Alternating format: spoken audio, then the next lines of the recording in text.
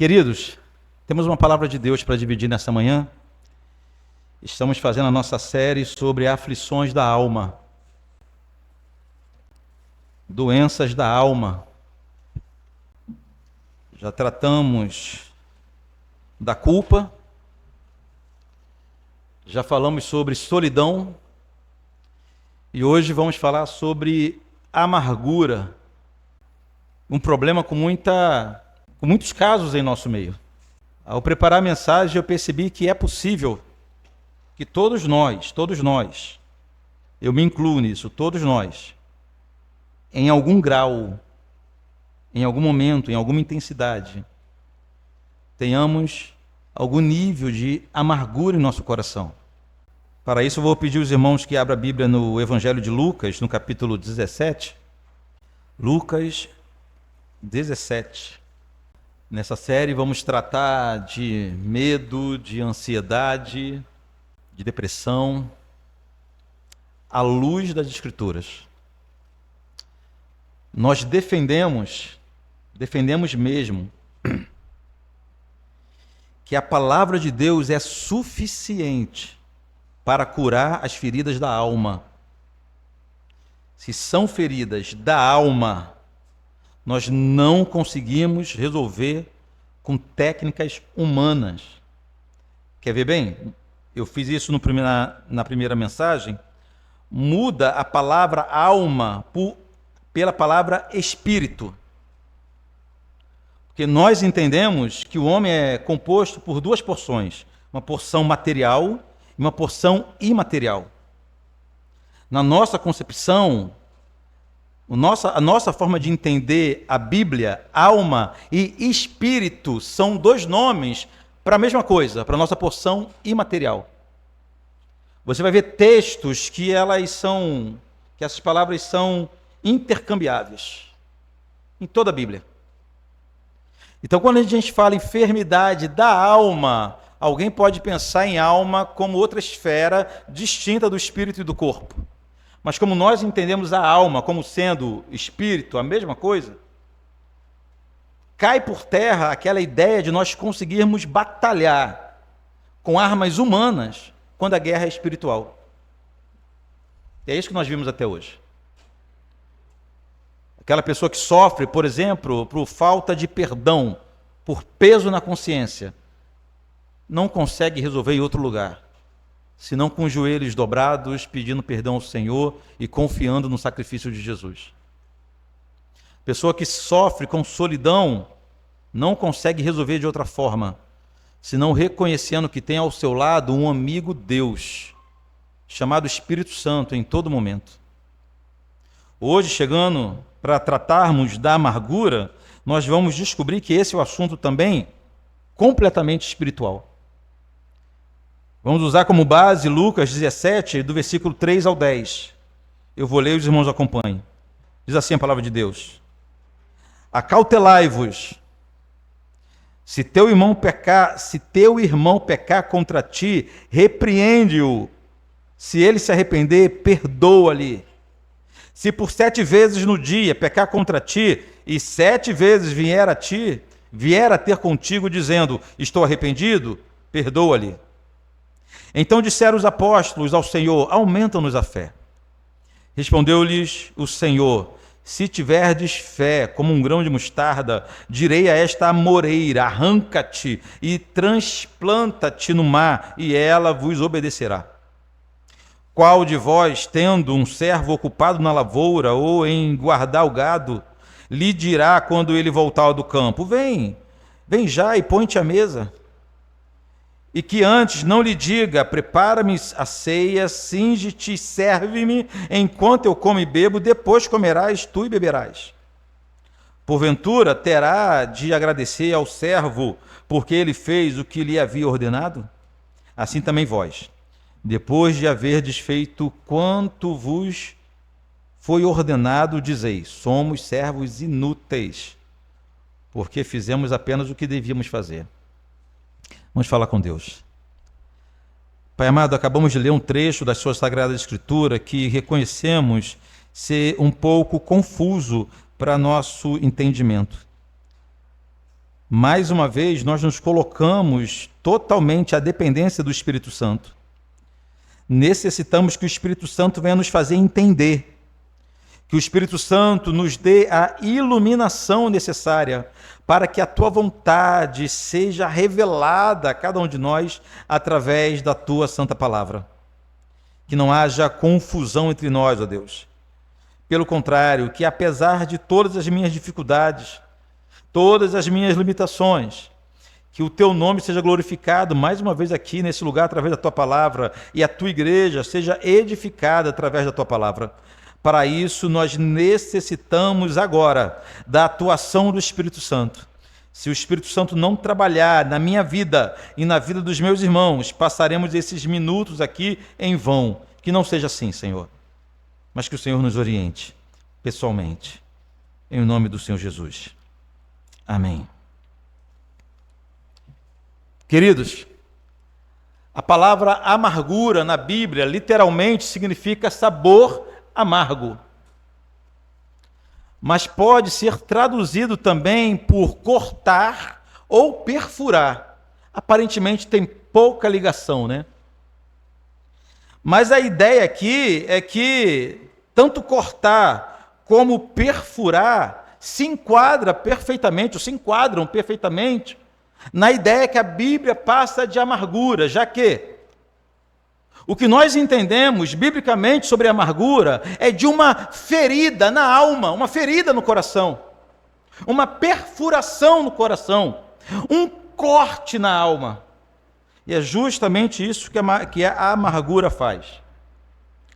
Uma pessoa com amargura ou uma pessoa ressentida de algo ou ressentida com alguém é uma pessoa que convive diariamente com uma ferida interna, invisível, mas uma ferida poderosa o suficiente para mudar o sabor das coisas. Daí a amargura. A ferida pode ser pequena ou grande, não importa. Mas a amargura tem esse poder de transformar a forma como nós entendemos as coisas, os tempos e as pessoas, principalmente. Tudo fica mais cinza. Tudo fica mais amargo. A vida perde o sabor. A amargura tem o poder de transformar sonhos em pesadelos, principalmente em transformar relacionamentos em afastamento, em distanciamento. Uma pessoa amargurada tem dificuldades imensas de constituir novas amizades, tem dificuldade imensa de planejar o futuro. No nosso contexto, nós percebemos uma dificuldade imensa de congregar com os irmãos, de congregar em uma igreja, de se sentir corpo, de fazer parte de uma membresia. Normalmente é fruto da amargura. E ao ser questionada, a pessoa amargurada tem uma resposta pronta na ponta da língua. A resposta é sempre a mesma. Eu já fui muito ferido, é o que todos dizem. Como se só ela tivesse sido ferida ao longo da história. A pessoa vê uma multidão reunida, dezenas de pessoas reunidas, e imagina que só ela foi ferida, que só ela passou por alguma dificuldade. Em nosso trabalho no Ministério Pastoral, a gente percebe isso.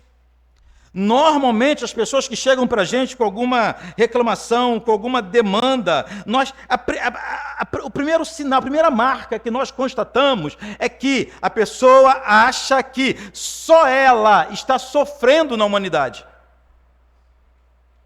Se soubesse o que o irmão do banco está passando, às vezes teria até vergonha das próprias reclamações.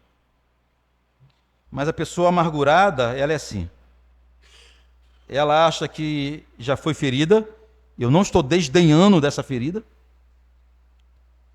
Mas é a resposta que ela tem na ponta da língua, sempre que questionada. Mas será que isso é verdade? Será, meus irmãos, que de fato a pessoa foi ferida por alguém? Será que a amargura em sua alma foi realmente causada por seus ofensores? Será mesmo que terceiros têm o poder de perpetuar o ressentimento dentro do meu coração? Será?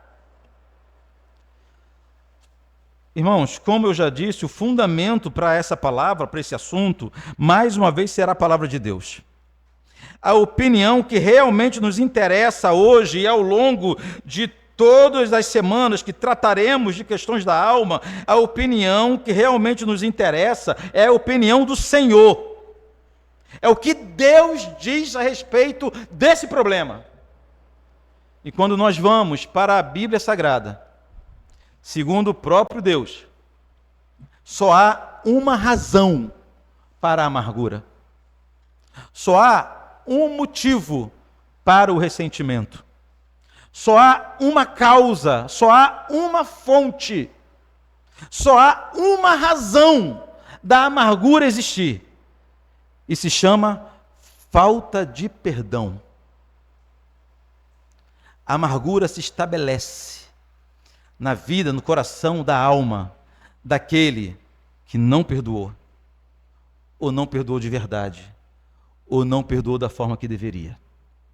A raiz da amargura é a falta de perdão. Sendo assim, irmãos, segundo a palavra de Deus, a amargura é sim uma grande e terrível ferida, mas é uma grande e terrível ferida auto-infligida. Nós mesmos, quem permitimos que algo que alguém fez contra nós enraizasse em nosso coração e se transformasse naquilo que a Bíblia chama de raiz de amargura, transformando a nossa vida em um mar de ressentimento. Somos nós que permitimos isso acontecer. Ainda que seja em um momento de fragilidade, ainda que seja no momento de cansaço, pelas dificuldades, por uma traição, por um ataque do inimigo, ainda que tenha um motivo aparente externo, mas, queridos, só muda o nosso coração se nós permitimos. E nós permitimos que isso acontece quando nós perdemos a capacidade de perdoar quem nos ofendeu, quem pecou contra nós. Uma grande característica da amargura é que ela não faz mal somente ao amargurado. A amargura é um problema que se estabelece no coração como uma raiz, e ela transforma negativamente a vida dessa pessoa, mas depois ela vai influenciar, ela vai prejudicar outras pessoas ao redor. E o interesse da amargura é esse. Veja bem se não é isso que diz a palavra de Deus. Eu vou ler para os irmãos, não precisa abrir, anota se você quiser, Hebreus 12, 15. Hebreus capítulo 12, versículo 15, diz assim: atentando diligentemente, porque ninguém seja faltoso, separando-se da graça de Deus. Olha bem, nem haja alguma raiz de amargura que, brotando, vos perturbe, e por meio delas muitos sejam contaminados. Versão Ara, a versão que nós usamos aqui. Na nova versão transformadora, uma boa versão da Bíblia, esse texto está assim, ó: tomem cuidado para que ninguém se afaste da graça de Deus e para que nenhuma raiz de amargura, ao brotar, cause perturbação e contamine a muitos. Ou seja, queridos, a palavra de Deus deixa claro que o objetivo final da amargura não é somente atacar a sua vida. Se fosse só isso, já seria terrível. Mas o objetivo final da amargura é acabar com a tua vida e de quem te cerca, de quem tem acesso a você. É um mal terrível. Um escritor chamado Lou Priolo, um dos grandes homens do aconselhamento bíblico dos nossos dias, escreveu um pequeno livro chamado Amargura, a raiz que contamina. Ele enumerou, irmãos, sinais típicos de uma pessoa amargurada. Foi aqui que eu me peguei. Loupriolo nos fornece 17 evidências, não é uma, nem duas, nem três. 17 evidências que uma pessoa já pode ter sido tomada pelo ressentimento ou pela amargura. A primeira é a dificuldade em resolver conflitos. Enquanto eu falo, você pode ir ticando ou não aí na sua mente. Dificuldade em resolver conflitos. Segunda, atos de vingança. Ainda que não coloque em prática a sua vingança, mas fica em casa maquinando uma forma de se vingar daquela pessoa que lhe fez mal. Afastamento. Talvez seja a marca mais proeminente, né? Afastamento. Ataque de ira. Sarcasmo cáustico. É a palavra que ele usa. Ou seja, é uma entonação irônica na voz. É um comentário malicioso. São comentários que ferem. São respostas escarnecedoras. Isso é sarcasmo cáustico, segundo Loupriolo. Comunicação condescendente. O nome é bonito, mas na prática é algo feio de se fazer. É quando você fala com alguém como se você fosse superior a ele. Como a gente fala com crianças. Como a gente responde, criança, tá certo, não é isso que você faz. A gente se pega falando assim com adultos, ridicularizando adultos. Isso é comunicação condescendente, também marca de uma pessoa possivelmente amargurada. Criticismo, não é apenas ser crítico, mas a pessoa ser apegada à crítica. O criticismo é o que leva a pessoa a fazer uma avaliação crítica de tudo e de todos. Para tudo e para todos, ela tem um conceito, ela tem uma crítica a fazer. Suspeita ou desconfiança, marca número 8. Essa marca é aquela que leva a pessoa a desconfiar de todo mundo, a alterar o sentido das coisas. Enquanto o normal é nós confiarmos em todos. Até sermos surpreendidos negativamente por alguém, a pessoa amargurada é o contrário, ela desconfia de todo mundo. As pessoas que têm que ganhar sua confiança. Marca de amargura. Intolerância, número 9. Número 10, hipersensibilidade. É aquela pessoa que se magoa com extrema facilidade. Impaciência. 12, desrespeito. 13, rebelião contra a autoridade. É quando perde-se o prazer. Lembra que a amargura, ela tira o sabor de todas as coisas? Então, a pessoa perde o prazer de se submeter a quem é devido submissão. 14, mau uso da autoridade. Um líder ressentido torna-se um líder tirano, um déspota. Depressão, é a 15. Que nesse caso seria o ápice de uma pessoa emocionalmente exausta. Porque guardar ressentimento, guardar rancor, pensar no pecado dos outros, é algo que deixa a alma cansada, irmãos. Dúvidas a respeito da salvação, é 16. E 17 é lembrar da ofensa com riquezas de detalhes. 17 marcas de uma pessoa amargurada. São sinais, são evidências de que a amargura já feriu o coração, já abriu uma brecha, um corte profundo, contaminando uma alma. Porém, mais importante do que saber o que é a amargura e conhecer os seus sinais, é procurar na palavra de Deus uma forma de solucionar esse problema. E mais uma vez a palavra de Deus nos ensina. Se o que provoca a amargura é a falta de perdão, então somente perdoando de verdade, você vai se ver livre e ter a sua alma curada. Somente perdoando de verdade. Não tem outro remédio.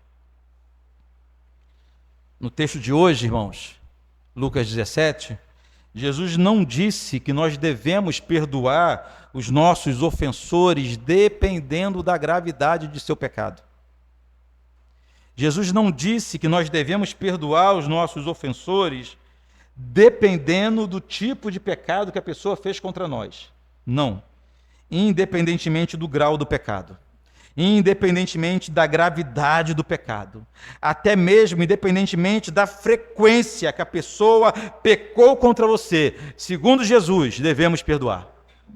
É o que o texto nos ensina hoje. Com a sua Bíblia aberta, em Lucas, capítulo 17, mais uma vez o versículo 3 e 4. Diz assim: acautelai-vos. Se teu irmão pecar contra ti, repreende-o. Se ele se arrepender, perdoa-lhe. Se por 7 vezes no dia pecar contra ti, 7 vezes e 7 vezes vier ter contigo dizendo estou arrependido, perdoa-lhe. É uma ordem direta. O primeiro ponto que eu quero destacar dessa palavra é que Jesus, em momento nenhum, ignorou a gravidade do pecado. Jesus está falando com pessoas que foram ofendidas, pessoas que foram vítimas de pecados, muitas vezes gravíssimos. É bom afirmar isso, por quê? Porque enquanto a gente lê o texto, enquanto eu estou dizendo, você deve estar pensando assim: mas pastor, o senhor não sabe o que fizeram contra mim. Eu não sei, mas Jesus sabia. E não ignorava a gravidade desse pecado. Ninguém pode acusar o Evangelho de ignorar a gravidade do pecado de ninguém. A gravidade, a ofensa, a gravidade do crime. O Evangelho não faz isso. Jesus, mais do que ninguém, tem ojeriza, tem aversão a todo e qualquer tipo de pecado. O menor pecado do mundo, se nós pudermos fazer uma graduação de pecados, né? Ainda assim é extremamente ofensivo à santidade de Deus. Então ninguém mais do que Jesus tem verdadeira aversão a qualquer nível, a qualquer grau de pecado. Mas ainda assim, a palavra que ele diz é o seguinte: vocês não têm opção. Tem que perdoar. Tem que perdoar. Acautelai-vos. Prestem atenção. Tomem cuidado. Só nesse acautelai-vos de Jesus, temos muitas lições para tirar. Como, por exemplo, nós entendemos no acautelai-vos de que é muito mais fácil nós andarmos sem esse discernimento, de forma desapercebida pela história e sem nem sentir, nos tornarmos pessoas que simplesmente não libera perdão mais para ninguém. Guarda rancor, acautelai-vos. Que não sejam assim vocês.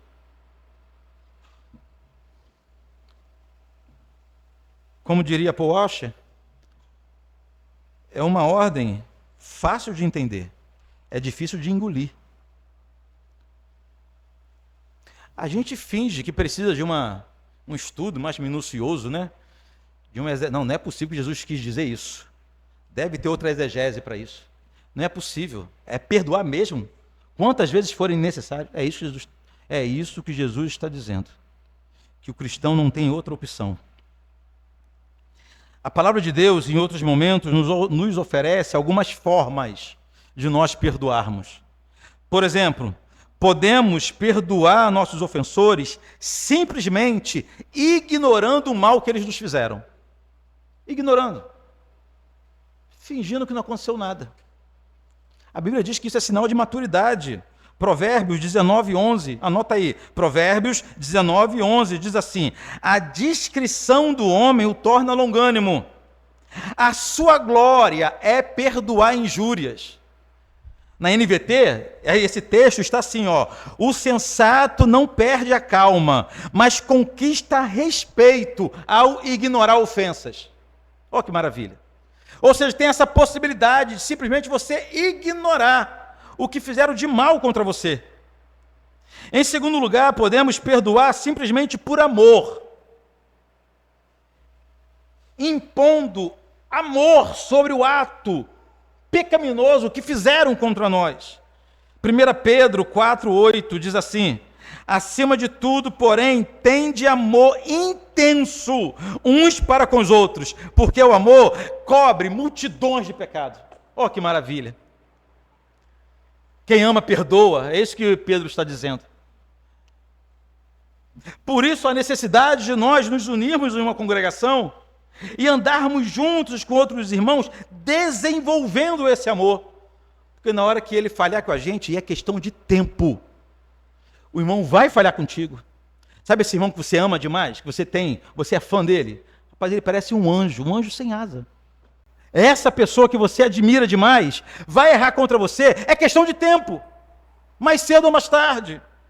Mas quando nós somos conduzidos pelo amor cristão, queridos, nós perdoamos automaticamente, mesmo antes da pessoa nos pedir perdão. Mas a terceira forma de perdoarmos é confrontando quem nos ofendeu.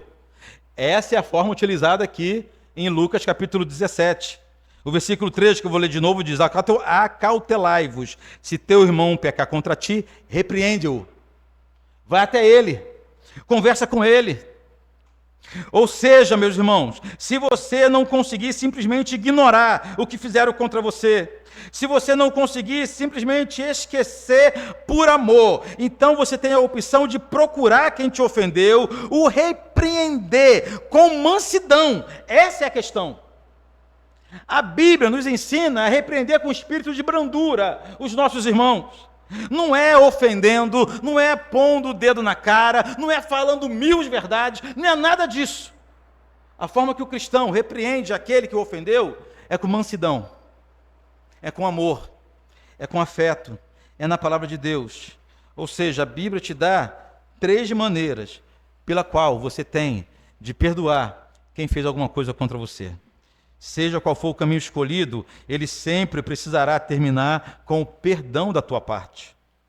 Perdoar independentemente da gravidade do pecado, perdoar independentemente da pessoa ser reincidente no erro ou não, perdoar seus maiores ofensores, perdoar seus grandes inimigos e seguir perdoando quantas vezes forem necessária.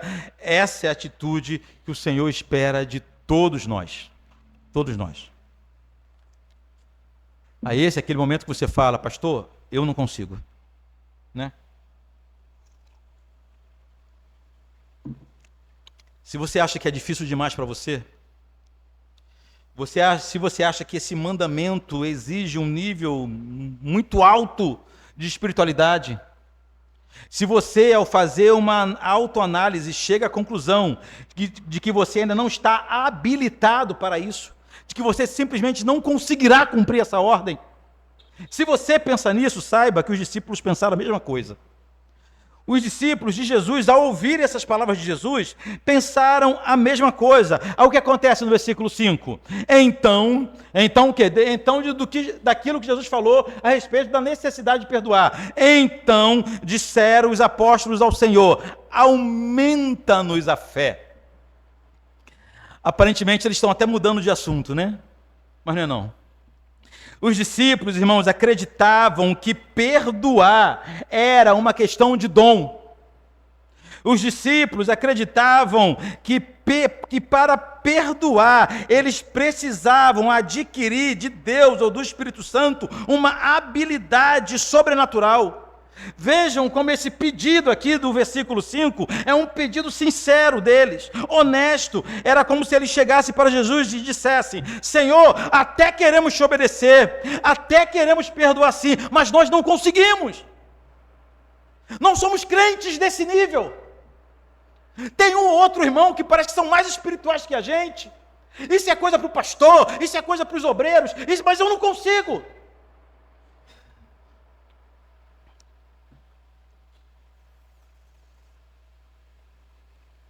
Uma oração aparentemente piedosa, mas que transferia para Deus a responsabilidade deles não perdoarem. Era como se eles dissessem o seguinte: Pai, o dom da fé eu recebo de Ti. E para perdoar eu preciso de uma fé melhor do que a que eu tenho, maior do que a que eu tenho. Então, Senhor, nos dê esse dom, nos dê essa capacidade, nos dê essa habilidade. A partir de então, passaremos a perdoar da forma que o Senhor mandou. Esse era o raciocínio. Mas, querido, nós não fazemos exatamente assim? Com outras palavras, a gente acredita que há algumas práticas cristãs que são apenas para pessoas mais evoluídas espiritualmente. Uma confusão que já acontecia no primeiro século. Nós vimos isso quando fizemos a exposição de 1 João. Colossenses também trata disso, aquela mentalidade de que a igreja é dividida entre os mais espirituais e os menos espirituais. E que aquelas pessoas mais desenvolvidas espiritualmente, elas manifestam, elas conseguem praticar a vida cristã com mais facilidade. É uma mentalidade nossa.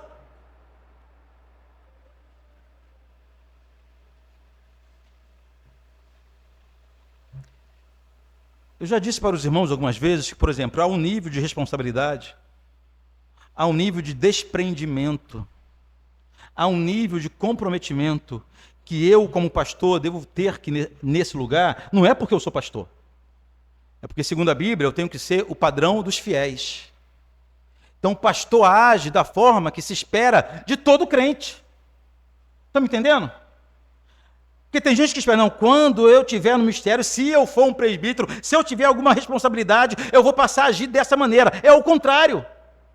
A Bíblia espera que cada membro da igreja tenha um compromisso, como se fosse o pastor da igreja. O pastor é apenas o exemplo dos fiéis. Não há essa gradação de espiritualidade em nosso meio, mas nós usamos isso como desculpas. A gente fala, eu só não consigo vencer esse pecado porque eu não sou tão espiritual. Mas quando eu for, olha só, quando a unção dobrada cair sobre a minha cabeça, quando eu sentir o óleo, quando apareceu um anjo, quando eu receber não sei o quê, quando eu tiver uma experiência não sei como, a gente fica nessa expectativa, ou somente usando essa expectativa como desculpa para continuar em nossos pecados e em nossas falhas como cristãos. Jesus desmonta o argumento dos discípulos. E Jesus desmonta o nosso argumento também. Jesus respondeu a eles, irmãos, que perdoar não é uma questão de fé grande ou pequena. Jesus respondeu que perdoar é uma questão apenas de obediência. Versículo 6. Respondeu-lhes o Senhor: se tiverdes fé, como um grão de mostarda, ou seja, tem nada a ver com o tamanho de fé. Pode ser uma fé pequena mesmo.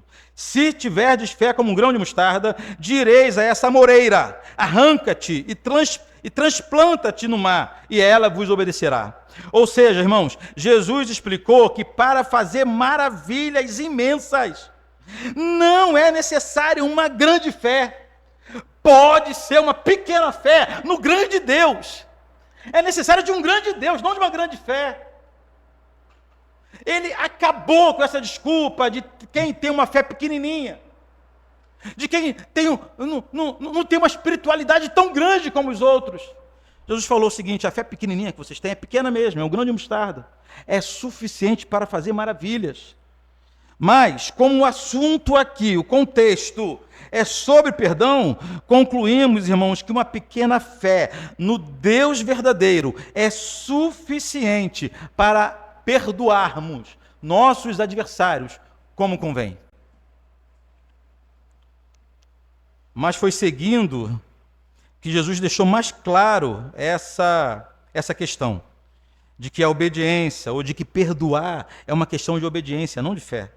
Olha o que diz o versículo 7 e o versículo 9, um pouquinho confuso, mas Deus vai nos ajudar. Qual de vós, tendo um servo ocupado na lavoura, ou em guardar o gado, lhe dirá quando ele voltar ao campo: vem já e põe-te à mesa? A ideia aqui é o seguinte: quem que quando tem um funcionário lá, tem um servo, aqui poderia até ser um escravo, trabalhando no campo, cuidando do gado, quando chega em casa, vai mandar sentar à mesa contigo para poder comer a refeição? Guarde isso.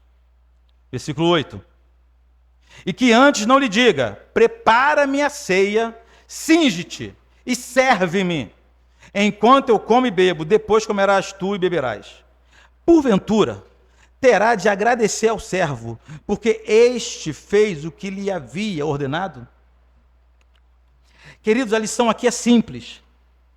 Da mesma forma que o servo dessa parábola, isso aqui é uma parábola, da mesma forma que o servo dessa parábola não fez mais do que sua obrigação, e por isso ele não deveria esperar nenhuma recompensa a mais por isso, ele não deveria esperar nenhum tipo de elogio do seu trabalho. Não é porque ele fez mais do que a sua obrigação que ele esperava chegar em casa e o seu patrão o tratar como sendo um amigo pessoal. Não tem por que ter gratidão para alguém que fez mais somente a sua obrigação. É o que Jesus está ensinando. O cristão, quando perdoa, lembra que o assunto aqui é perdão. Jesus está ensinando com isso que o cristão, quando perdoa, também não está fazendo nada mais do que apenas a sua obrigação como filho de Deus. Não há mérito nisso, não há glória nisso. Estranho deveria ser um cristão que não perdoa. Jesus desfez a ideia de que para perdoar, o crente precisa ser espiritualmente evoluído. De que somente os grandes homens de Deus, as grandes mulheres de Deus, é que são habilitados para a tarefa tão difícil.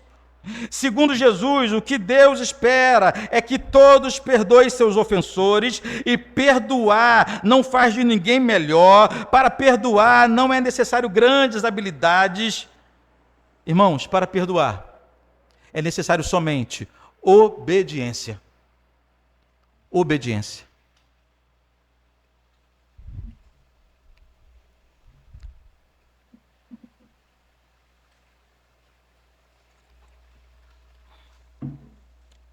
O cristão tem mania de tratar algumas ordens bíblicas, algumas ordens de Deus, como sendo sentimentos humanos. Por exemplo, a gente entende amor como sendo um sentimento espontâneo, né? Uma afeição espontânea que brota no coração e que nós não escolhemos quem a gente ama e quem a gente não ama.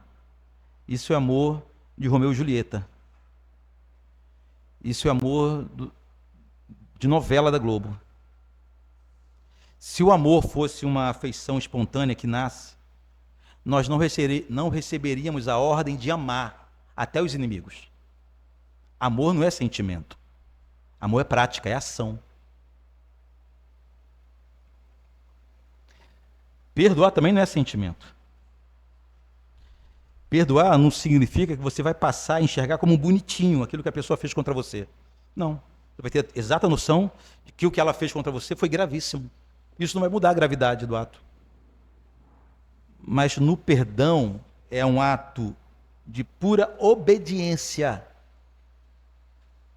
Entende-se até contra a própria vontade. Aniquilando, como Paulo disse, matando a natureza humana, para poder liberar o próprio coração. Segundo o evangelista Lucas, foi exatamente com esse argumento que Jesus finalizou essa lição sobre perdão. Versículo 10, o último versículo do texto de hoje. Assim também vós, depois de haver desfeito quando vos foi ordenado, a ordem era perdoar, dizei, somos servos inúteis, porque fazemos somente o que devíamos fazer. Olha que alegria. A alegria de não ter feito nada demais. A pessoa não vai sair depois de um momento em que ela consegue perdoar o seu ofensor, não é para sair se sentindo tal, se sentindo o crente dos crentes, o mais poderoso, o mais fiel, o melhor de todas as pessoas. Não. A gente perdoa o maior de nossos ofensores. E a conclusão que temos é que nós fazemos isso porque somos inúteis. Só estamos fazendo o que foi ordenado fazer. Concluímos, irmãos, que perdoar ou não perdoar não é uma simples falha em nossa espiritualidade. Não perdoar não é um simples equívoco em nossa vida cristã. Não liberar perdão é muito mais do que uma simples falha. Não liberar perdão, seja para quem for, é um sinal, é uma evidência de que provavelmente entendemos mal a nossa própria salvação. Não perdoar é uma evidência de que nós não compreendemos ainda bem essa história da redenção do Senhor e da forma como Ele nos alcançou. Só é capaz de sonegar perdão aquele que esquece que também foi alcançado pelo perdão de Deus. Só é capaz de sonegar perdão aquele que esquece o tamanho da dívida que tinha e o Senhor o perdoou. Esquece isso. No Evangelho de Mateus, há um texto paralelo a esse de Lucas 17. É Mateus 18. Você pode abrir lá. Esse eu espero você abrir. Mateus 18.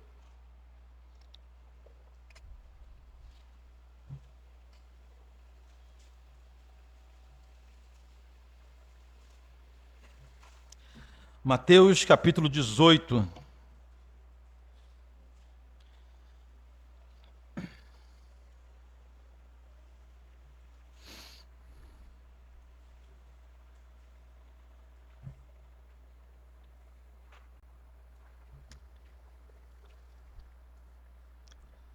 Do versículo 15 ao 20, Jesus ensinou como devemos tratar aquele irmão que caiu em algum pecado. É o texto áureo da disciplina bíblica, do versículo 15 ao 20. Depois dessa lição foi que Pedro perguntou quantas vezes deve perdoar o irmão, e Jesus respondeu que deve perdoar quantas vezes forem necessárias. O popular e simbólico, 70 vezes 7. Depois disso, para que os discípulos compreendessem bem a necessidade e a seriedade do perdão, Jesus propôs mais uma parábola.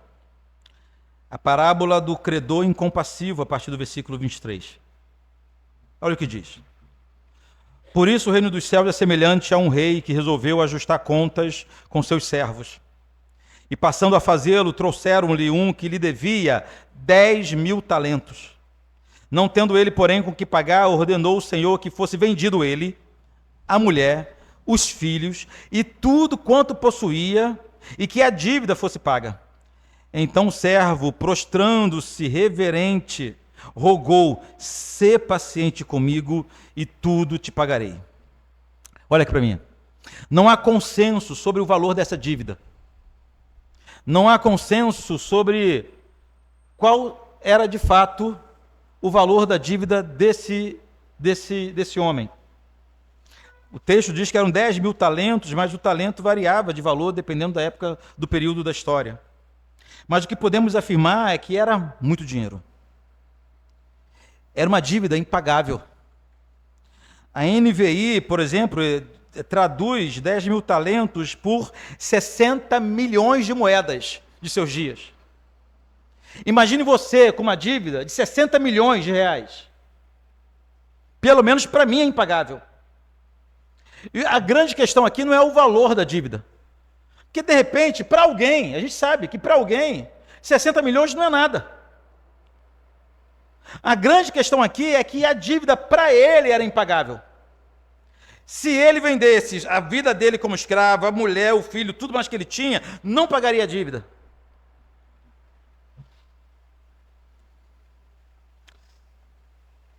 Aquela dívida estava condenando não apenas ele, mas todos ao redor a uma vida de escravidão. Mas, irmãos, segundo o texto, segundo Jesus, ele foi perdoado dessa grande dívida, no versículo 27. E o Senhor daquele servo, compadecendo-se, mandou embora, perdoando-lhe a dívida. Imagine a alegria de você. Cara, o pessoal perdoa a gente 10 reais, a gente fica todo bobo, não é verdade? Toma esses 10 reais, precisa pagar não. Que maravilha. Imagina uma dívida de valor incalculável, impagável para você, e o rei simplesmente te perdoa. A dívida que traria desgraça para toda a família foi perdoada pelo seu Senhor. Se essa história terminasse aqui, seria uma maravilha, seria uma história bonita da gente falar sobre dívida, perdão e misericórdia. Mas a parábola continua no versículo 28. Saindo, porém, aquele servo, ou seja, ele estava no pátio ainda da casa do seu senhor, o mesmo local onde ele recebeu perdão. Saindo, porém, aquele servo encontrou um dos seus colegas de trabalho, seus conservos, e que lhes devia 100 denários. E agarrando-o, o sufocava, dizendo: paga-me o que me deves. Então o seu conservo, caindo-lhe aos pés, lhe implorava: sê paciente comigo, eu te pagarei. Ele, entretanto, não quis. Antes, indo-se, o lançou na prisão, até que pagasse a sua dívida. O homem acabara de ter uma dívida impagável, coberta e perdoada. Na tradução da NVI, ele acabou de ter uma dívida de 10 milhões de moedas perdoada e não conseguiu perdoar o seu colega de trabalho que lhe devia 100 moedas. É incomparável. Não é verdade? É incomparável. Quando mesmo o Senhor soube o que ele tinha feito, que ele não conseguiu agir com misericórdia, ou transferir, ou replicar a misericórdia que ele recebeu, olha o que diz o versículo 34. E, indignando-se o seu senhor, o entregou aos verdugos. O que é verdugos? Torturadores. O entregou a torturadores até que ele pagasse toda a dívida. O homem foi entregue à prisão e torturado até que, por seu próprio sofrimento, ele pagasse a dívida impagável que tinha. Essa parábola acaba de forma assustadora. É assustadora porque, a essa altura, todo mundo já entendeu o que Jesus está querendo dizer com essa parábola. Olha o que diz o versículo 35. Assim também meu Pai Celeste vos fará, se do íntimo não perdoardes cada um o seu irmão. É fácil a gente chegar a uma conclusão óbvia de que há pessoas sendo torturadas, há pessoas sofrendo tortura diariamente em sua alma por falta de perdão. Há pessoa que não conseguiu perdoar, não consegue perdoar. E o que mais assustador nesse texto é que passa a ideia que é Deus que a entrega a torturadores. O Senhor a conduz a uma situação em que sua alma será afligida por muito tempo, até ela cair em si, de que o melhor a fazer seria perdoar o irmão que lhe devia.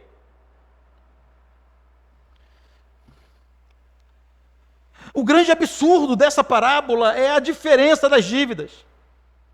A gente acha um absurdo, irmãos, mas nós incidimos no mesmo pecado desse homem da parábola. Nós nos magoamos facilmente. Nós guardamos rancor de pecados que podem ser até gravíssimos. Eu sei que alguns dos irmãos foram vítimas de pecados gravíssimos. Eu sei que há cristão que foi vítima de verdadeiro crime. Isso eu sei. Mas isso é centenário comparado à multidão de pecados que nós tínhamos diante de Deus. E Ele nos perdoou. O pior pecado que alguém possa ter cometido contra você é incomparável, é insignificante, se comparado aos pecados que você tinha contra Deus e Deus te perdoou. É insano, é loucura a gente não perdoar. É loucura ter dificuldade, não falo nem perdoar, ter dificuldade em perdoar, uma vez que nós somos conscientes de quem nós éramos, quando o Senhor nos resgatou. A palavra diz que Ele nos amou, quando nós ainda éramos seus inimigos. Você pode falar, mas pastor, eu nunca cometi um ato tão bárbaro como o que fizeram contra mim. Eu acredito em você. Mas o menor dos seus pecados afronta gravemente a santidade de Deus. O menorzinho dos seus pecados cria um abismo gigante entre você e o Senhor. O menor dos seus pecados é suficiente para encher a ira de Deus, de transbordar a fúria do nosso Deus. O menor de nossos pecados. Mas ainda assim, Ele nos perdoou.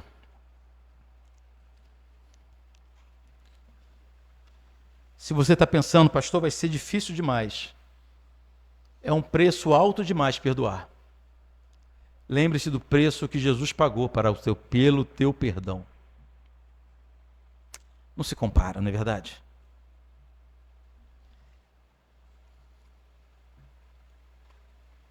Perdoar e ter que aturar um irmão chato é fácil. Comparável ao que Jesus passou por nós. A nossa dificuldade em perdoar está intimamente ligada à nossa pouca memória da forma como qual o Senhor nos perdoa. Eu preciso terminar com 3 aplicações. A primeira, procure quem te magoou, quem pecou contra você. Precisa me procurar não, procura quem pecou contra você. Fale direto com essa pessoa. Fale o que você sentiu. Abra seu coração com mansidão e brandura. E mesmo se ela não reconheceu o mal que fez, perdoa-lhe a si mesmo. Perdoa-lhe. Você que vai ser liberta com esse ato. Em segundo lugar, se não puder ou não quiser falar direto com a pessoa, perdoe a si mesmo. Libere essa pessoa no íntimo do seu coração. Não pense mais nela com pensamentos maus. Não sinta dor mais no coração ao lembrar do que ela fez contra você. Lembre-se do amor de Jesus, do amor de Deus, que nos amou quando ainda éramos seus inimigos. E por fim, terceira aplicação, olhe para a cruz. Veja o que o teu pecado fez com Jesus.